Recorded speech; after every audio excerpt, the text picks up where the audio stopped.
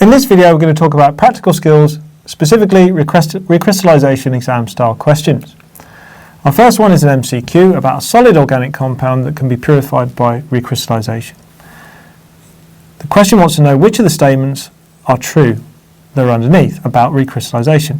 The organic compound is less soluble in the hot solvent. The solution is heated and filtered, or the melting point of the pure compound is higher than the impure. So have a think about that, and then we'll start to go through it. So here's the points that we need to discuss. So first of all, the first one is the organic compound is less soluble in the hot solvent. Well, you put it in a minimum amount of hot solvent to dissolve all of the product, because as you heat it up, the product will start to dissolve. It doesn't dissolve in cold. So that doesn't make sense that it will be less soluble in hot solvent. If anything, it's more soluble in hot solvent. And that's a really important part. The next part is the solution is heated then filtered, or the next answer is the solution is heated and filtered. We know number one is wrong. The solution is heated and then filtered. Well, it's heated in step number one, but then it's only filtered in step number three. You're missing out the reduction in temperature. Therefore, 2 is wrong. So 1 and 2 is wrong. The last one is the melting point of the purified organic compound is higher than the impure. Okay, so the melting point of the pure one is higher. Well, melting points are typically lower for impure substances, which means the pure compound will be higher, which means because of this point, the final number 3 is correct. We're now going to attempt a level response question on recrystallization. We have a nitration of methyl benzoate, okay, and the important thing is to notice it's a one-to-one relationship between the reactant and the product. So if you know how much of the reactant you get, you know how many moles of the product you can make, and that can be used for a yield calculation. The chemist carried out the reaction using 21.76 grams of methyl benzoate, this one, and the chemist obtains the product as an impure solid, so that means recrystallization. If it was oil, distillation, solid, recrystallization. The chemist purifies the solid to obtain 10.86 grams of the product. Then you're told to obtain a pure sample of the solid, so you need to determine how you're going to purify it, which from the solid means you're going to do recrystallization. Then you're going to determine the percentage yield and check its purity. So let's put this over to the side and then talk about what equations we're going to use. So the equations we're going to use is going to be moles, okay, equals mass over mR. And we're also going to do percentage yield equals the number of moles of the product, so N of the product, and the number of moles of the theoretical product. Okay, and we're going to times that all by 100. Now to make it easier, I'm just going to think of this as the reactant, and I am going to think of this one, if you talk about it, as the product.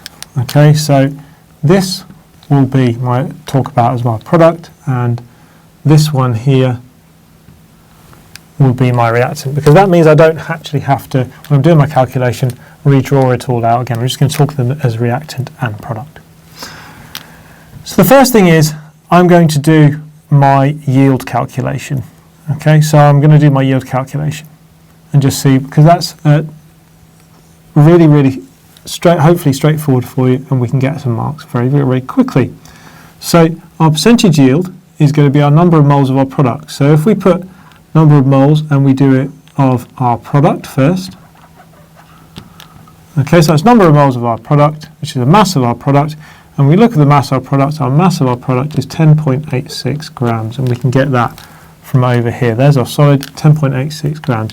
10.86 grams divided by 181, which is mass over mR, okay, gives us a number of moles of 0.06. Okay, so that's my number of moles of my product. Then I go for my number of moles of my reactant. Now remember, if it's 100%, my number of moles of the reactant is going to be equal, okay, we'll put it down here, is going to be equal to our number of moles in terms of our theoretical product, because the relationship is 1 to 1. Okay, so if I work out my number of moles of my reactant, it will be the number of moles of my theoretical product. So my reactant is going to be 21.76, so look up here, 21.76 grams, divided by the molecular mass of my reactant. The molecular mass of my reactant is 136, and I've said in previous videos, and I'll say again, that's where you make mistakes, doing your molecular masses, so take your time doing them. Okay, and that means we end up with 0.16 moles of our reactant, which is how much theoretical product we would make, because it's a 1-to-1 relationship.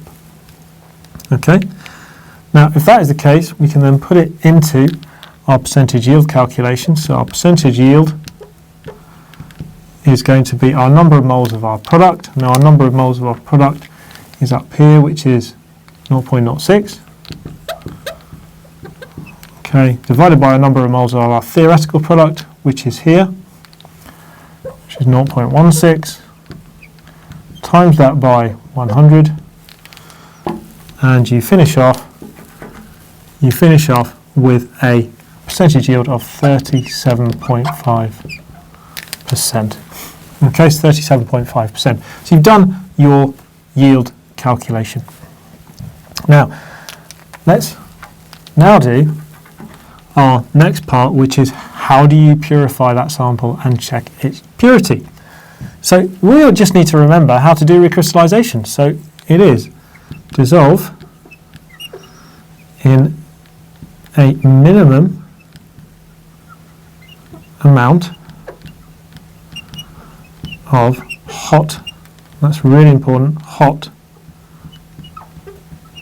solvent. Okay, so minimum amount of hot solvent. So dissolve in a minimum amount of hot solvent. The important parts are the minimum and the hot. Okay, so minimum amount of hot solvent. After you've done that, cool, reduce the temperature. It's really important you have that step. Okay, cool and reduce the temperature. Okay, and then what you can do is filter.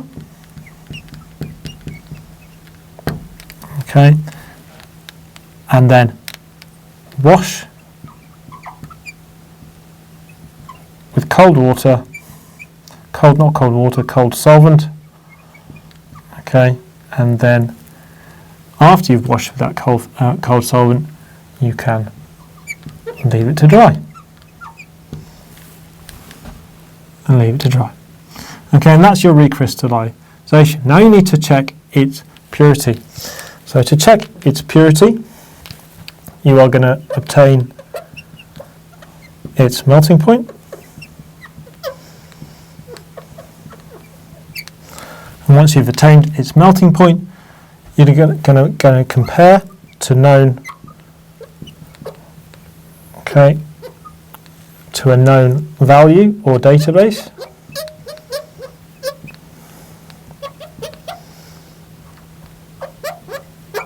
Okay, compared to a known value or database. And remember, if the melting point is really sharp and there's not at all a wide range, then it's very pure. If there's a really wide range, then it is more impure.